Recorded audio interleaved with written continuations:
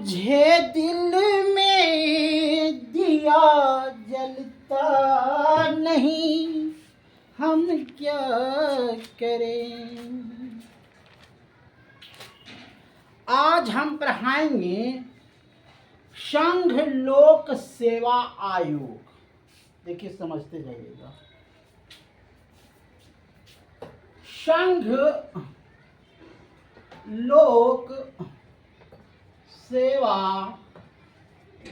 आयोग क्या है? संघ लोक सेवा आयोग के बारे में आप क्या जानते हैं? इसकी नियुक्ति कौन करता है भाई? कोई बता सकता है? तो इसकी नियुक्ति करता है राष्ट्रपति। कौन करता है? राष्ट्रपति करता है।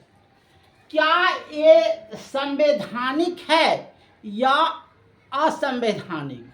ये संवैधानिक पद है। इसका उम्र कितना होता है?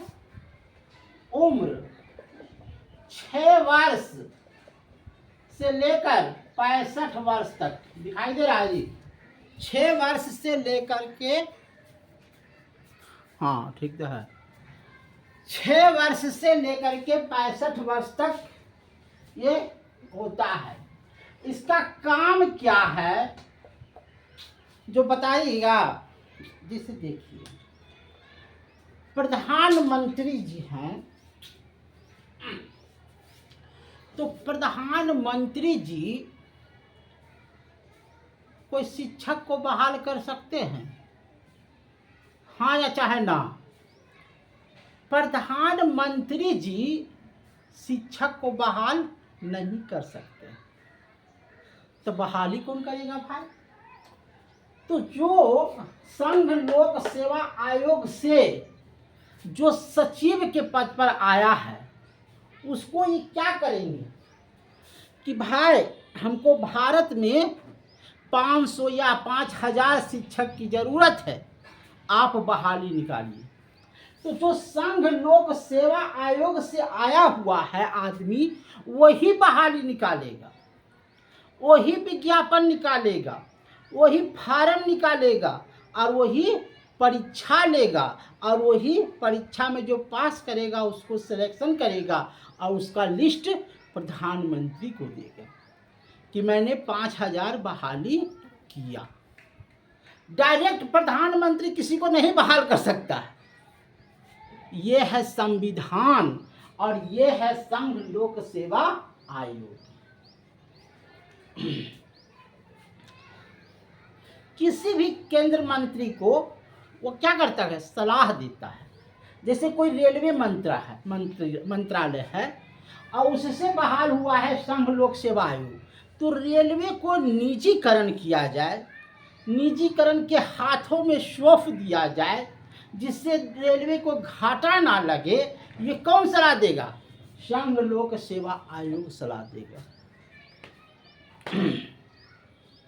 इसके अंतर्गत में कौन नहीं है?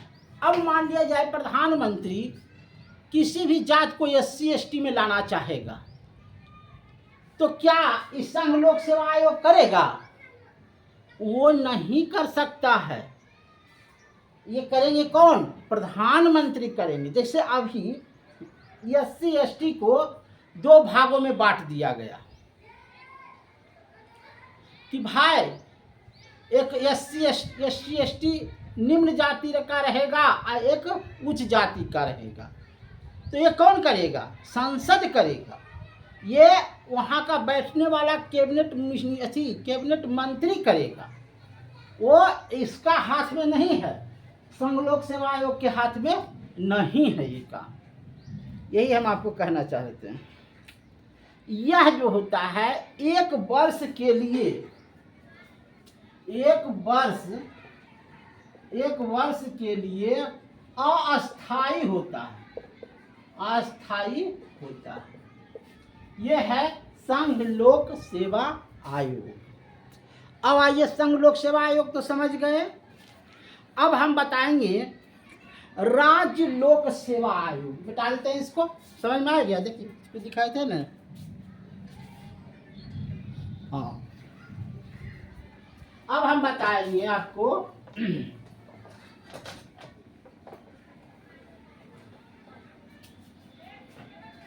राज्य लोक सेवा आयोग, राज्य लोक सेवा आयोग।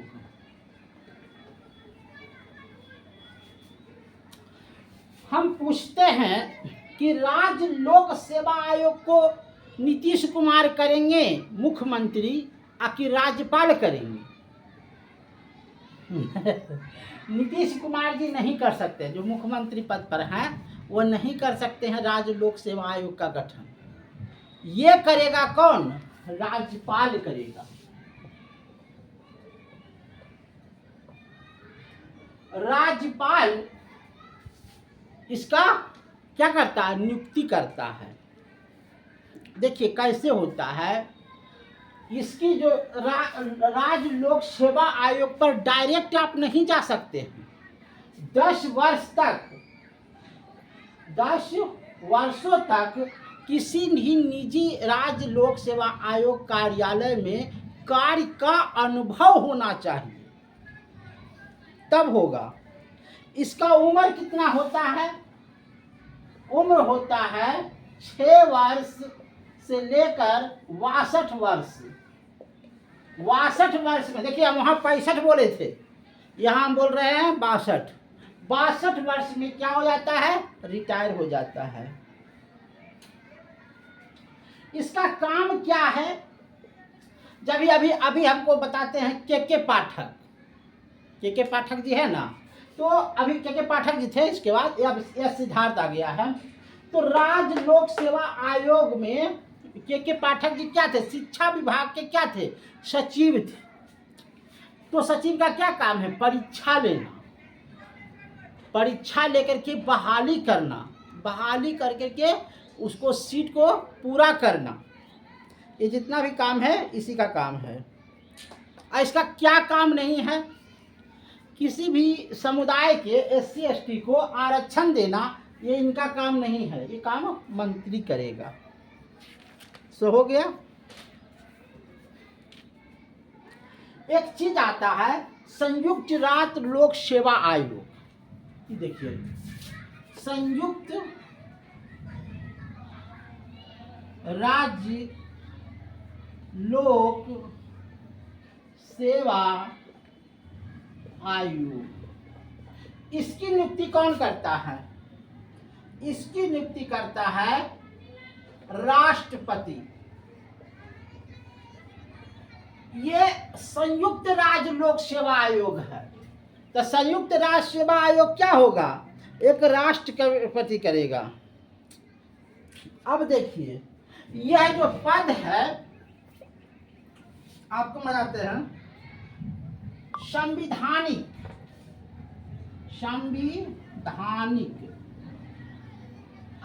या संवैधानिक पद। अब देखिए दोनों में से आपको टिक मारना है कि संविधानिक है या संवैधानिक। देखिए संविधानिक और संवैधानिक का अर्थ समझ लीजिए।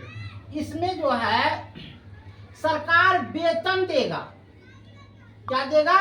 वेतन देगा, गाड़ी देगा, बंगला देगा, रहने के लिए अस्थाई देगा। और संवैधानिक जैसे आपको है मानवा आयोग ने है, तो उसमें हम सरकार से कुछ नहीं ले सकते हैं। आप मानव के रक्षा के लिए आप अथी कीजिए, जैसे ST ST आयोग, SC के रक्षा के लिए आप बनाए गए हैं, मनवा आयोग बनाए गए हैं। लेकिन ये जो है संविधानिक जो है, इसमें सरकार वेतन देगी। तो संविधानिक और संवैधानिक को समझ गए।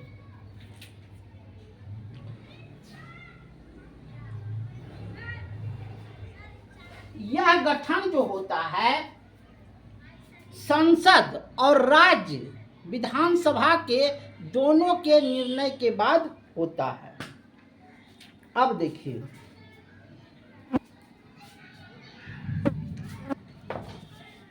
और बता देते हैं।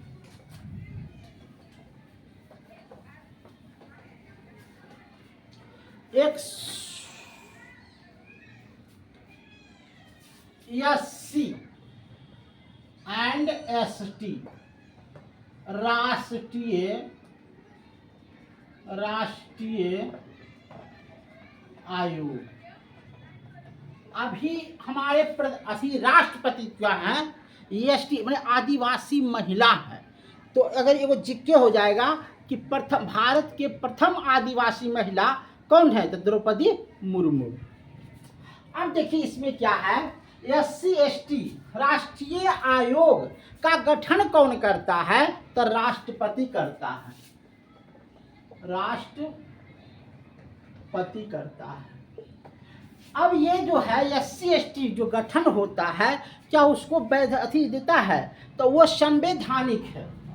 यह पद क्या है, संवैधानिक। माने इसमें जो है जो अध्यक्ष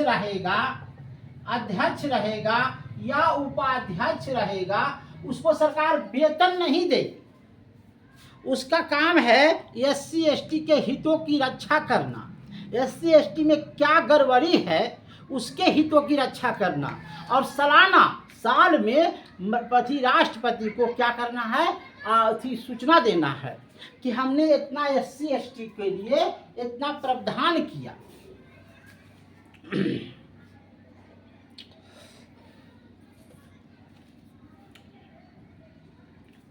देखिए SC ST को इतना पावर दिया गया है कि अनुच्छेद 65 में इसको बहुसदस्यीय राष्ट्रीय आयोग घोषित किया गया था। 65वां अनुच्छेद में बहुराष्ट्रीय माने बहुत अल्पसंख्यक राष्ट्रीय आयोग गठन किया गया था। 2004 में क्या किया गया, इसका पृथक्करण किया गया। पृथक्करण माने SC को एक अलग कर दिया गया, ST को अलग कर दिया गया। देखिए अगर किसी माने ST का अगर उत्पीड़न होता है या इसका हनन होता है, तो डायरेक्ट किस पर एक्शन कौन लेगा, राष्ट्रपति लेगा। और राष्ट्रपति जो है डायरेक्ट सदन को कहेगा या प्रधानमंत्री को कहेगा, प्रधानमंत्री तुरंत एक्शन लेगा। उसका जो है आयोग हुआ उसको कहेगा।